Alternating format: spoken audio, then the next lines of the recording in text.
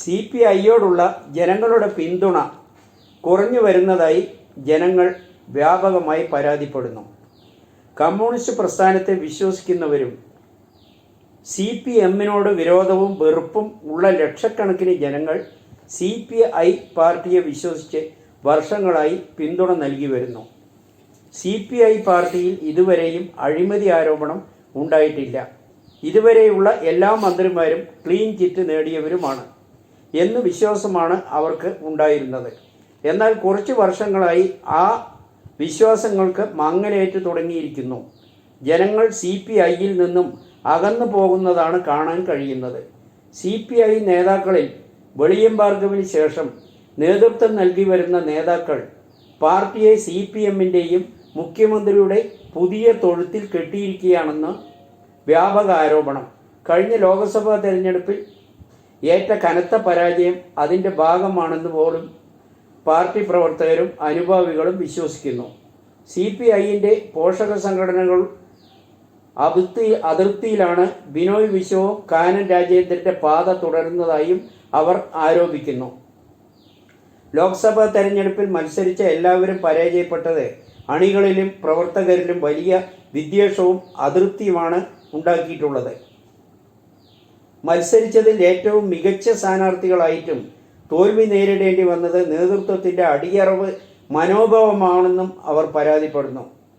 മന്ത്രിമാരടക്കം ജനങ്ങളോടുള്ള കടമ മറക്കുന്നു, കൃഷിക്കാർക്കെതിരെ വിരുദ്ധ നിലപാടാണ് സ്വീകരിച്ചത് എന്ന ആരോപണവും വ്യാപകമാണ്. CPIയുടെ എല്ലാ മന്ത്രിമാരും തികഞ്ഞ പരാജയമാണെന്ന് പരക്കെ ആരോപണം.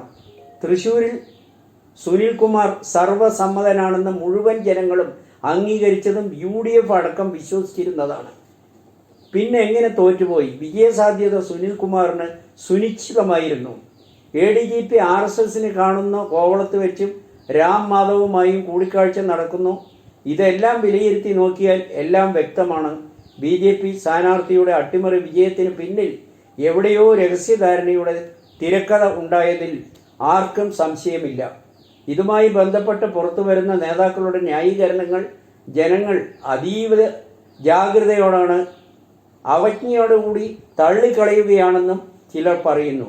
EP ജയരാജന് ഒഴിവാക്കിയ ആ ആനുകൂല്യം ADGPക്കും P ശശിക്കും ബാധകമല്ലേ എന്ന് സമൂഹത്തിൽ നിന്ന് ചോദ്യം ഉയർന്നാൽ തള്ളിക്കളയാനാകില്ല എന്ന ചില ഘടകകക്ഷികൾ വിശ്വസിച്ചാൽ അതും തള്ളിക്കളയാനാവില്ല എന്ന് രാഷ്ട്രീയ നിരീക്ഷകർ വിലയിരുത്തുന്നു. എന്തൊക്കെ ആരോപണങ്ങൾ ഏതെല്ലാം ഭാഗത്തു നിന്ന് വന്നാലും പാർട്ടിയുടെ അതിർവരമ്പ് അപ്പുറം കടക്കില്ല എന്ന കാര്യം ഉറപ്പാണ്. ആ ആത്മവിശ്വാസമാണ് പാർട്ടിയുടെ ശക്തി.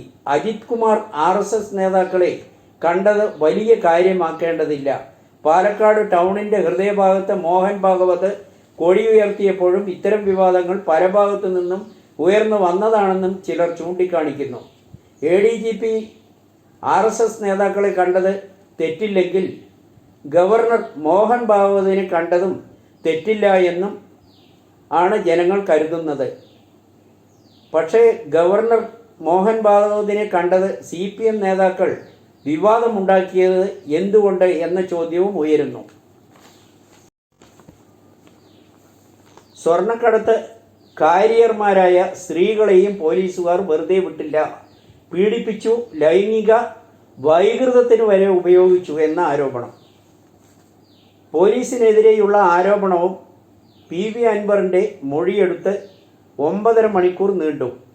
PV അൻവർ നേരത്തെ ആരോപിച്ച എല്ലാ കാര്യങ്ങൾ തന്നെയാണ് മൊഴിയിലും ആവർത്തിച്ചത്. ADGP MR അജിത് കുമാർ ഉൾപ്പെടെയുള്ള പോലീസ് ഉദ്യോഗസ്ഥർക്കെതിരെയാണ് ആരോപണങ്ങൾ. തൃശൂർ റേഞ്ച് DIG തോംസൺ ജോസിനു മുൻപാകെയാണ് അൻവർ മൊഴി നൽകിയത്. പരാതിയുമായി ബന്ധപ്പെട്ട എല്ലാ തെളിവുകളും കൈമാറി. P ശശിക്കെതിരെയുള്ള തെളിവുകൾ പോലീസിന് നൽകേണ്ടതില്ല, പാർട്ടിക്കാണ് നൽകേണ്ടതെന്നും അൻവർ പറഞ്ഞു. ആരോപണങ്ങളിൽ പാർട്ടിക്ക് ബന്ധമില്ലെന്നും പറഞ്ഞു. എന്നാൽ പോളിറ്റ് ബ്യൂറോ മെമ്പറായ വിജയരാഘവനും സീനിയർ CPM നേതാവായ തോമസ് ഐസക്കും നടത്തിയ പ്രസ്താവന അതീവ ഗൗരവമേറിയതാണ്. അൻവർ പാർട്ടി അംഗമേ അല്ല, സ്വതന്ത്ര MLA മാത്രമാണെന്നുമാണ് പ്രസ്താവന. ആ നിലയ്ക്ക് പരാതി എന്താകുമെന്ന് കണ്ടു തന്നെ അറിയേണ്ടി വരും.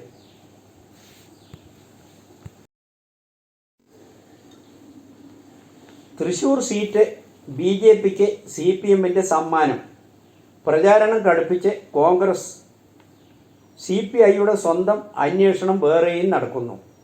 BJP നേതാവ് പ്രകാശ് ജാവ്ഡേക്കറുമായി EP ജയരാജൻ നടത്തിയ കൂടിക്കാഴ്ചയിൽ കൺവീനർ സ്ഥാനത്ത് നിന്ന് മാറ്റി. വളരെ വൈകിയാണ് മാറ്റിയത്.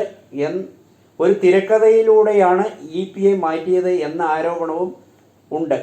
അതിന് തൊട്ടു പിന്നാലെയാണ് സമാനമായ ആരോപണത്തിൻ്റെ പേരിൽ പാർട്ടി പ്രതിസന്ധിയിലായത്. അതേസമയം ക്രമസമാധാന ചുമതലയുള്ള ADGP അജിത് കുമാറും RSS നേതാക്കളായ ദത്താത്രേയ ഹൊസബളയെയും രാം മാധവിനെയും കണ്ടത് എന്തിന്, ആർക്കു വേണ്ടി എന്ന ചോദ്യം ഉയരുന്നു. ADGPയെ സംരക്ഷിക്കുന്നവർ തന്നെയാണ് ഗവർണർ മോഹൻ ഭാഗവത്തിനെ കണ്ടതിനെതിരെ വിവാദം ഉണ്ടാക്കിയത്. EP ജയരാജന് മറുപടി പറയേണ്ടി വരുമെന്നും ചിലർ ചൂണ്ടിക്കാണിക്കുന്നു. രക്ഷപ്പെടാൻ സഹായിച്ചത് ഇതേ ADGP തന്നെയെന്ന് സ്വപ്നയും സരിത്തും. റൂട്ട് മാപ്പ് വരെ ഏർപ്പെടുത്തി തന്നത് അജിത് കുമാർ. സ്വർണ്ണക്കടത്ത് പ്രതി സ്വപ്ന സുരേഷിന് തിരുവനന്തപുരത്ത് നിന്ന് ബംഗളൂരുവിലേക്ക് കടത്തി രക്ഷപ്പെടുത്താൻ സഹായിച്ചത് ADGP MR അജിത് കുമാറാണെന്ന് കൂട്ടുപ്രതി സരിത്തും പറയുന്നു. കോവിഡ് ലോക്ക്ഡൗണിൽ കർശന നിയന്ത്രണവും പോലീസിൻ്റെ കർശന പരിശോധനയും ഉള്ളപ്പോഴാണ് സ്വപ്ന സുരേഷിനെ ബംഗളൂരുവിലേക്ക് കടത്തി രക്ഷപ്പെടുത്തിയതെന്ന് സരിത്ത് വ്യക്തമാക്കി. ഇത് സ്വപ്ന സുരേഷ് നേരത്തെ തന്നെ സമ്മതിച്ചതുമാണ്. സരിത്തിനെ പാലക്കാട് വിജിലൻസ് ഫ്ലാറ്റ് വളഞ്ഞ് അറസ്റ്റ് നടത്തിയ സംഭവങ്ങളും ജനങ്ങൾ ഓർക്കുന്നുണ്ട്. ADGP അജിത് കുമാറിനെ RSS നേതാവ് ഹൊസബുള്ളയുടെ അടുത്ത് എത്തിച്ചത് തിരുവനന്തപുരം കൈമനം സ്വദേശി K ജയകുമാർ. ADGPയെ RSS നേതാവ് ദത്താത്രേയ ഹൊസബുള്ളയുടെ അടുത്ത് എത്തിച്ചതിൽ പ്രധാന പങ്കുവഹിച്ചത് കൈമനം സ്വദേശി ജയകുമാർ. RSS ദേശീയ നേതൃത്വത്തിലെ പ്രധാനി, കോൺഗ്രസ് നേതാവ് കൈമനം പ്രഭാകരൻ്റെ അനുജനും തിരുവഞ്ചൂർ രാധാകൃഷ്ണൻ്റെ അടുത്ത ബന്ധുവും. പഠിക്കാൻ മിടുക്കനായിരുന്ന ജയകുമാർ BTech പാസ്സായ ശേഷം ABVPയിലൂടെ RSS പ്രചാരകനായി. ഫുൾ ടൈം RSS നേതാവ്, വിജ്ഞാന ഭാരതിയുടെ മേധാവിയായിരുന്നു. രാജ്യത്തിൻ്റെ മുഴുവൻ സയൻറ്റിഫിക് സ്ഥാപനങ്ങളുടെ മേധാവിമാരെ തീരുമാനിക്കുന്നതും ജയകുമാറാണ്. അജിത് കുമാറും ജയകുമാറും സഹപാഠികളായിരുന്നു. ജയകുമാർ ഇപ്പോൾ അത്യുന്നതങ്ങളിലാണ്. വിജ്ഞാന ഭാരതിയുടെ ജനറൽ സെക്രട്ടറിയായി കേന്ദ്രം നാഗപ്പൂരിലേക്ക് മാറ്റിയിരിക്കുകയാണ്. രാജ്യത്തെ മുഴുവൻ RSSൻ്റെ പല നിർണായക ചുമതലയും ജയകുമാറിനാണ് ഉള്ളത്.